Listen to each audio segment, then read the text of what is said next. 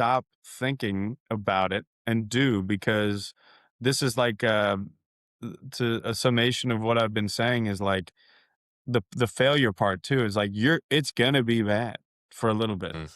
but the quicker you fail, the quicker you'll learn, and the quicker you learn, the better it'll get.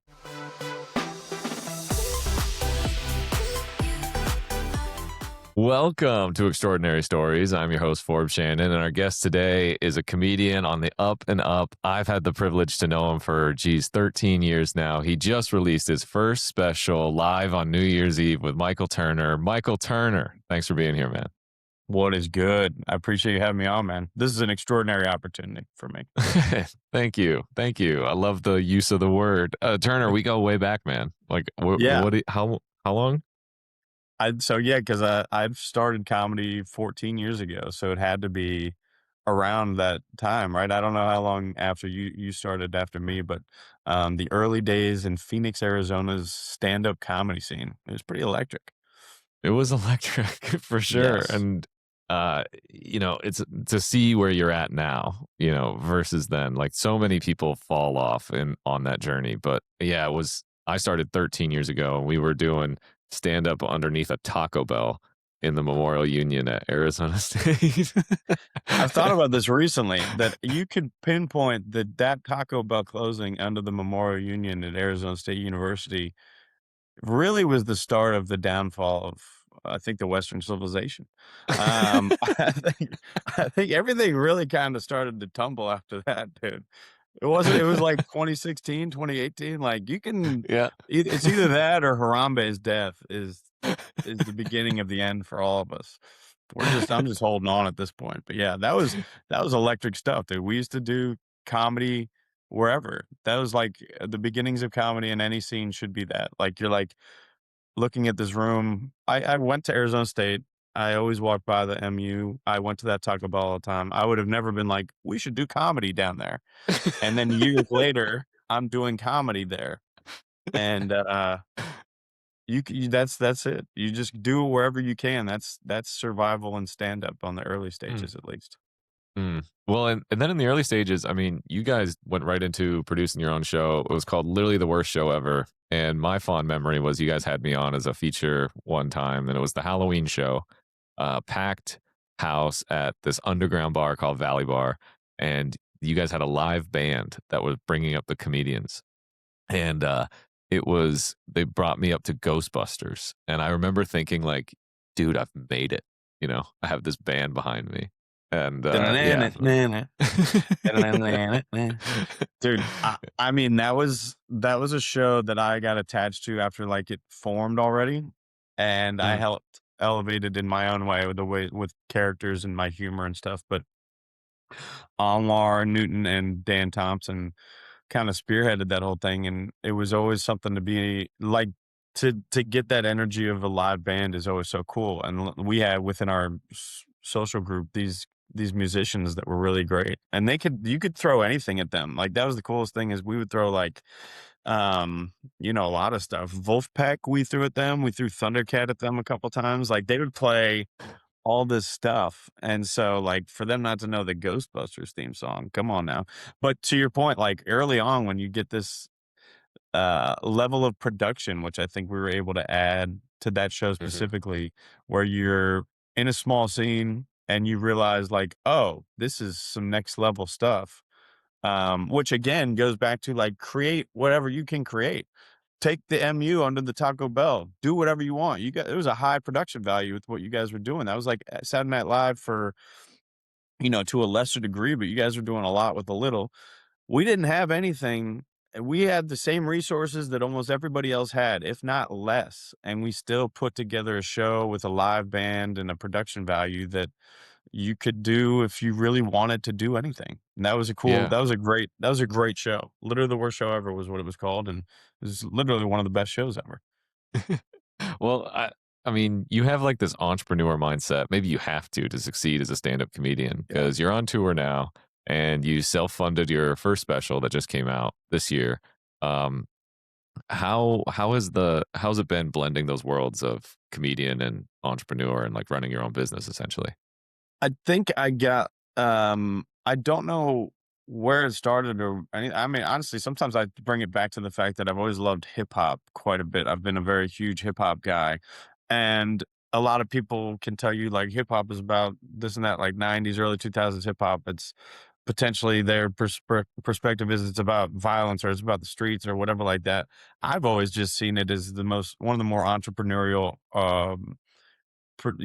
approaches towards artistry in American history, and let alone maybe world history. But like, just as far as artists that truly turned something from nothing into one of the most lucrative money making businesses that we've ever Right. seen in American culture.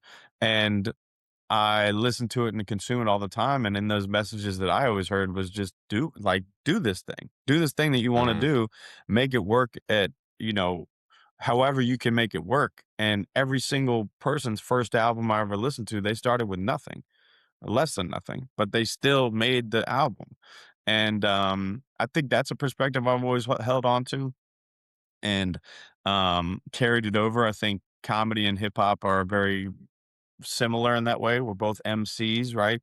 We're both right. on stage alone a lot of times. They have a beat. We don't have a beat, but we still have musical connotations in what we do with the jokes.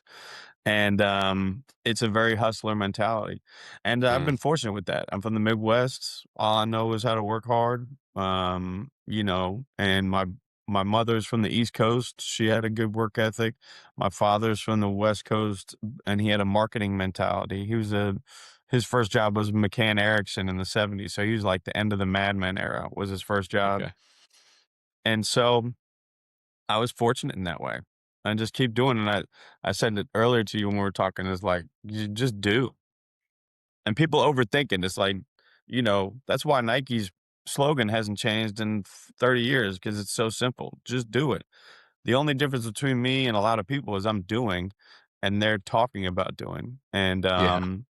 and also the other mentality I always hold on to is that perspective of if you tell yourself you can or you tell yourself you can't, you're correct in either way.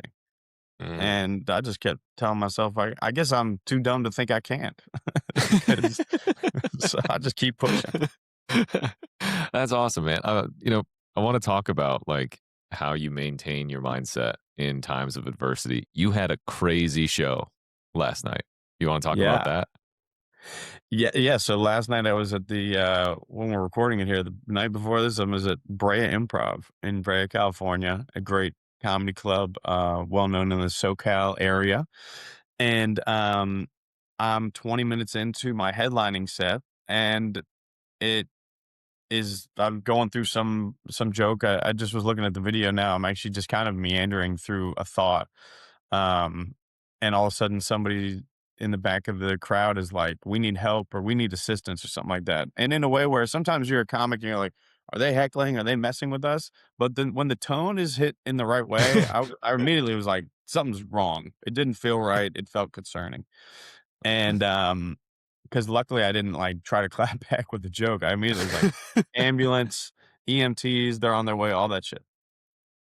And, that was crazy. So a guy in the back of the audience was, having a heart attack, and his family I think he was there with his daughter and maybe her husband or boyfriend or something, and the father is having a heart attack, and it was concerning. I mean, you're looking, you know my mind is always going to potentially the worst case scenario. I'm always hoping for the best, but I'm always trying to be aware that the worst thing could possibly happen too. And I'm like, this would be crazy if Mm, somebody passed away at my damn comedy show. That's wild. mm. And unfortunate that the last thing they see is me meandering through a half baked joke that I'm still working on about the erections of a man in his early 20s or something. I don't know what I was talking about. But and so, yeah, like there's a 20-minute I've done 20 minutes into an hour-long set that and headlining says like 45 to an hour typically, right? Mm. 20 something minutes in, and this happens, and it takes like 20 minutes. The EMTs are there. Luckily, the dude's breathing, he's conscious, he's talking, and giving you a lot of signs that it's like he's okay, he's gonna survive this. So that was good. But people are, like, moving tables, moving chairs, all this stuff, and it takes, like, 20 something minutes, and the EMTs leave, everybody's happy, they clap a little bit, but everybody's still there. And I looked Right. at the manager and I was like, "Do you guys have any protocol for this? Like, I never experienced something like this." Right. And, you know, I'm not trying to, you know, brag too much. I'm not like moving tickets like a crazy person. This is a 500 seat theater that I have a barely 80 to 100 people in because that's, you know, it's a Wednesday night. Right. Daddy's not moving tickets like that yet. Because I would say if it was like 500 people in there, I'd be like, obviously we're gonna keep moving. But it was a lighter show, and I'm like, I don't know. Do we keep going? I asked the GM, and all she said was she was like, I don't know. It happened to Christopher Titus, and he kept going. And I was like, is that a challenge? Are you challenging me? I was like, I actually literally I didn't even respond. I was like, if Christopher Titus did it, I'm doing it. And I went back up and, you know, I had a joke or two to add some levity to the situation. But it was interesting, but I ended up doing another 30 minutes and it was very fun. People were super complimentary afterwards. I think we all knew what you know, the severity of that situation, but that was a wild night. And Yeah. you got to keep your head straight. You got to take Mm, deep breaths. Midway through, when I realized the guy was still alive, I did have a thought in my head. I'm like, all right, if we keep this going, what does that look like? And how do I get them back? And that is the magic of humor is if you do it right and you strike the nerve the right way to get people to smile and laugh again, you can kind of do anything if mm, people are laughing. And you can control a situation way easier um, when there's smiles on people's faces, even mhm. as sad or as scary as a moment that was, and just keep it pushing. That's all I thought So of. I was like, you know, what a unique challenge in what we do too. I've had my life threatened on stage, but I've never had somebody's life in right. question off stage. Yeah. But I think that man threatening to kill me in West Phoenix in year 3 of my stand-up comedy career probably helped lock me into what needed to happen last night. So, you know, there is this magic that comes with humor, but I think it's like managing the energy in a room. Yeah. Like how, are you a spiritual person? Do you think about energy a lot? How do you view that as your like in context of what you do professionally, but also as what you do personally, like managing energy? Yeah, I think about that a lot. I don't know if it's funny. I don't know if I would call myself a spiritual person, but if I like really broke down some of the thoughts and like the mentalities that I have towards life in general, you could probably categorize it as that.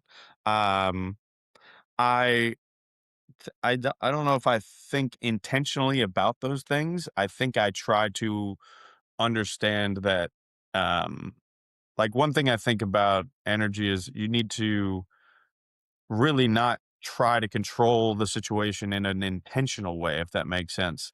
Mm, I know that with myself, if the more I let go, the better I understand how to navigate a situation. So mm, almost, I sometimes think about the Tommy Boy scene. If we remember this movie where he's talking about the sale and it's a piece of bread, and then he yeah, keeps wanting it. The more he wants it to be the one way, he like rips it apart, right? right. David Spade is like, "Can we get some more bread, please?"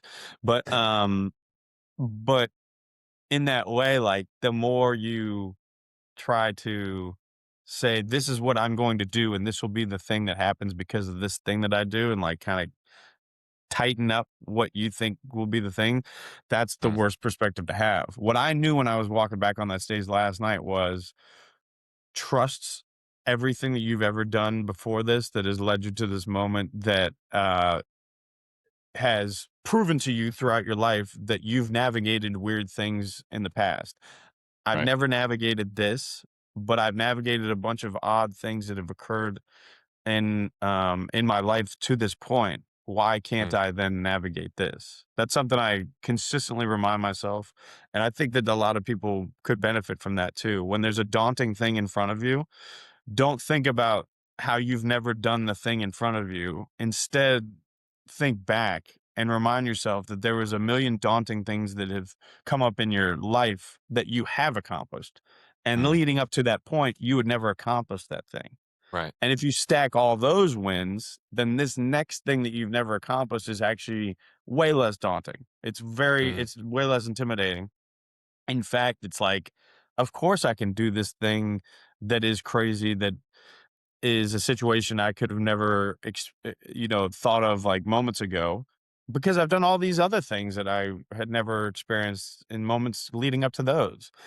right. Um, so those are ways that I think about that to alleviate my stresses or my tension going into it, and it frees up my energy to be able to navigate it the best I can. Mm.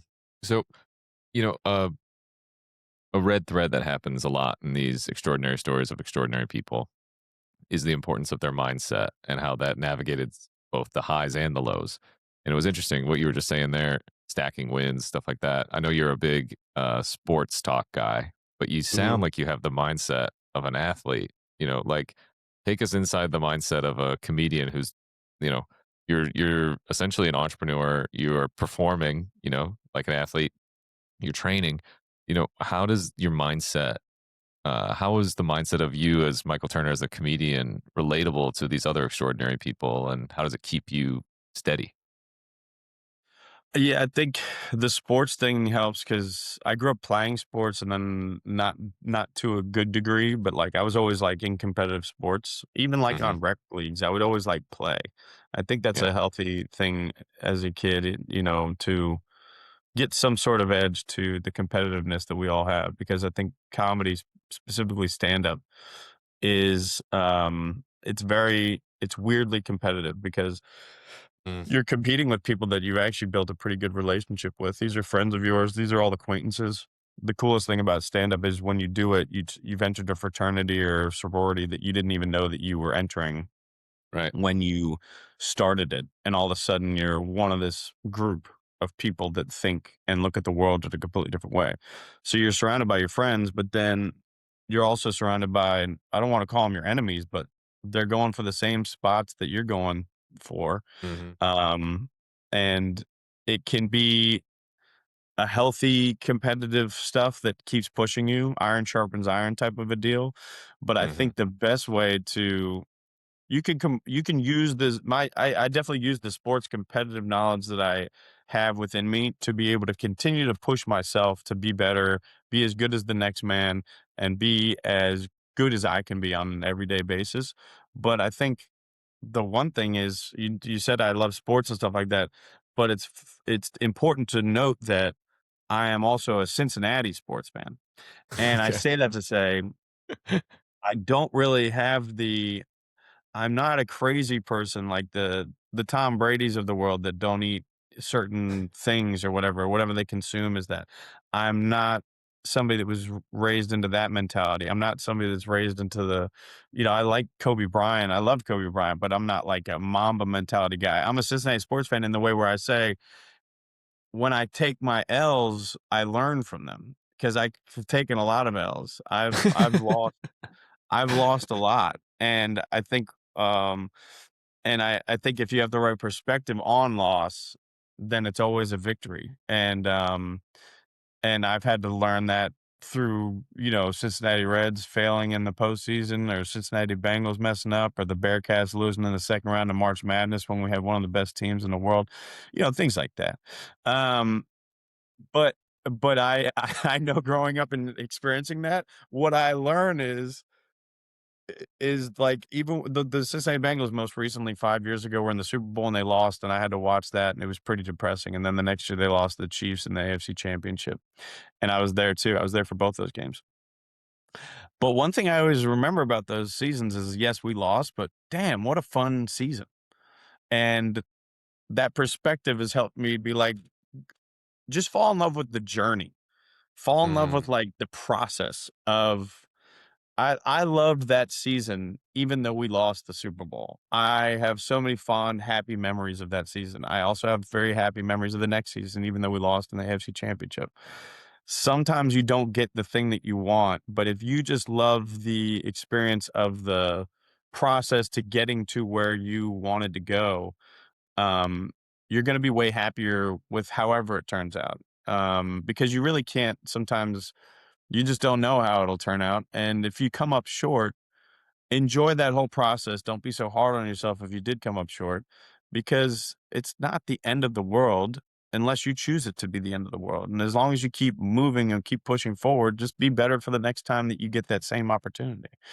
For sure. Um, those are kind of things I think about, and it translates to Cincinnati sports all the time. So I love that. I'm going to ask you, either in your personal life or in your career, like what was one of those Super Bowl moments where it felt like a loss, but you look back and you're really happy about how it ended anyways? I don't know when it'll come out, but Um, I'm involved in something on a huge network. I can't be super specific about it, I don't think, because it hasn't aired yet. But I Okay. failed in a very huge way just 6 months ago in front of a massive um, star on a massive platform that could have uh, accelerated my career in a way that we'll never know because I failed and I failed, and it's filmed in 6K, and it'll be on a a streaming platform that we all know very well, and, uh, and that just happened, and all I know is from that moment that was in October, um, one thing I know is that it drove me to work in ways that I hadn't worked before because I could you could either choose to see it one way or the other. You can choose to be like, I messed this thing up. I'll never bounce back from this. This is horrible. This is the only opportunity I'll ever get. Or you can just see it as like, all right, this is part of my path. That wasn't an avenue that was going to be the realistic avenue for me anyway. Or maybe it was, but the way that I didn't get it, I can learn from it if I see it in the right way.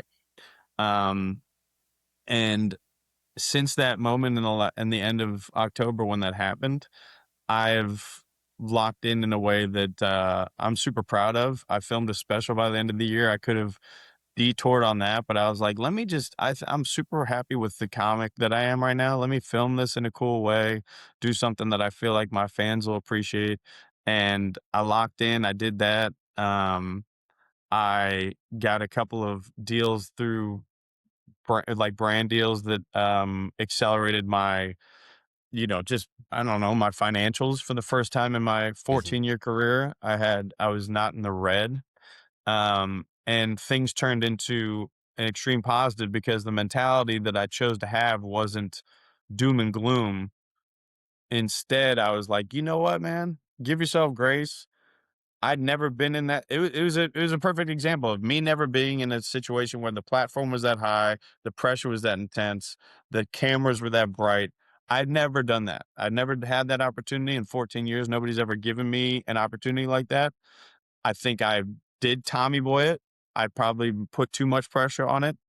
Mm, It showed in my performance, and, um, and if I didn't have that, if I didn't go through that, I will have never known I will have never learned that lesson, and now I have that lesson for what I am confident is another opportunity in my future that I know if I put hard work in like I've always put hard work in, the right perspective and the right mentality towards things, I will get another opportunity to be able to redeem myself, and I will have that under my belt. Because one thing I know about my whole career that happens a lot is the first time I do something, I wouldn't say it's always a failure, but it's not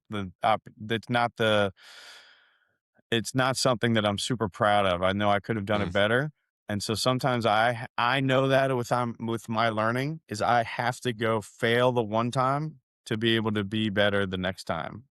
mm. Nobody can tell me how to prepare for something better than me failing, which Right. hurts every time. Right. And I don't know what the mentality is within myself that doesn't allow me to learn from something else, but there's no better way to learn than failure. And that's stand-up comedy in a microcosm also, so Right. Well, I'm curious what you have in mind for your future or what you think that quote unquote redemption looks like or, like where does Michael Turner want to be 10 years from now? I just wanna be happy, really, and, I think the more you simplify things and try to, um I know for myself, I keep bringing up that perspective toward, like, when I try to control it too much or try to have a picture of what I think the expectation is. Great expectations are often things that ruin us. Right. Then it doesn't help me that much. So I oftentimes try to think of my future in a very blank canvas way and try to really maintain the importance that I need to be happy with what I'm doing and like proud of what I'm doing and be consistent with the man that I've um, become and the artist or the creator that I have always wanted to be. And so the future, I hope, looks a lot like the work that I'm doing now, which is really taking things, knowing and understanding that I have uh, created a good foundation of comedy skills and Mhm. entertainment skills and being able to be a good host, good entertainer, good comedian, all that stuff, and combine those with things that I really love. We are living in a time where it's more opportunistic than ever in the history of creatives, at least, to be able to just do what you want to do and not think about who's going to get in your way or anything like that. And so 3 years ago, I started this Road Warrior tour with the Cincinnati Bengals. I go to every Cincinnati Bengals road game. I do a comedy show the night before the game. I go to the tailgates and create content at the game. And oftentimes within that city, I'll do other stuff, whether it's eating the local food, meeting the local people, all that stuff, and create more content. That was just me on the couch 4 years ago being like, yo, I love comedy and I love the Cincinnati Bengals. How do I combine those things? Right. And Yeah. 3 years later, now I'm in, Brea last night, I talked about how it was only like 80 something people, but you know what those 80 people were there to see? Michael Turner. And Yeah. I never lived in Brea, California before. Right. And you Yeah. you take the W's where you can, and a lot of them were Reds fans, Bengals fans, whatever fans, right? Sports fans, because they see me doing my shit on the road. Right. So the that's, a breakdown of kinda how I've gotten to where I'm at, but I guess I see in the future ways that I could continue to combine those things, doing more with things that I love and putting my personal, mentality towards it, personal skill sets towards it. I love continuing to dive into sports. I think sports is one of the purest things we have. As much as you can argue, the NFL scripting games or whatever the hell's going on with certain things. It's like it's live, it's unscripted, it is pure. I think the same thing about stand-up comedy is it's live, it's unscripted a lot of times. A lot of times it's very scripted, but like if you know me, it's almost always half and half. We're a little Right. here, we're a little there, which is fun, and it is unscripted and continue to get better at both those things and be passionate about sports and comedy, but then also these other things I love. I wanna talk more about, music that I love, movies that I love, things like that. The next thing I'm doing this summer is I'll be diving into my first sports love, which is baseball, and going to a bunch of baseball stadium cities and tapping in with the local stuff and eating food and drinking beer and talking shit and filming it and editing it and showing it to people. So wherever that takes me, I know that the simplest thing I always try to think of the simplest thing. And the simplest thing is if I'm just the sports comedy guy, I'm probably gonna be happy. Right. As long as my bills are paid, I really don't care if I'm like stacking a bunch of money like I want to, but I think if you think about it that way, you won't. Just do Right. the thing that you love, do it really well, take pride in it, put things into reality that you're proud of, and the money will come, I think, is unless the world ends and the aliens come and shit like that. I love no, man, you have such a creative and artist, like, mentality of way of life of, like, "Hey, I'm gonna live my life, and the rest of it's just gonna fall into place," and I really appreciate what you said about a blank canvas because you don't wanna accidentally limit what you can do, the Bill Gates Yeah. quote, "Oh, most people overestimate what they can do in 1 year, but underestimate what they can do in 10," and I'm always cautious about my own future of accidentally limiting myself because putting pressure on it and saying it has to be like this. Um, I ask this question to everyone that comes on Extraordinary Stories. If there was one piece of advice for our listeners that they could do today to live more extraordinarily, like Michael Turner, what would it be? I would just say just do.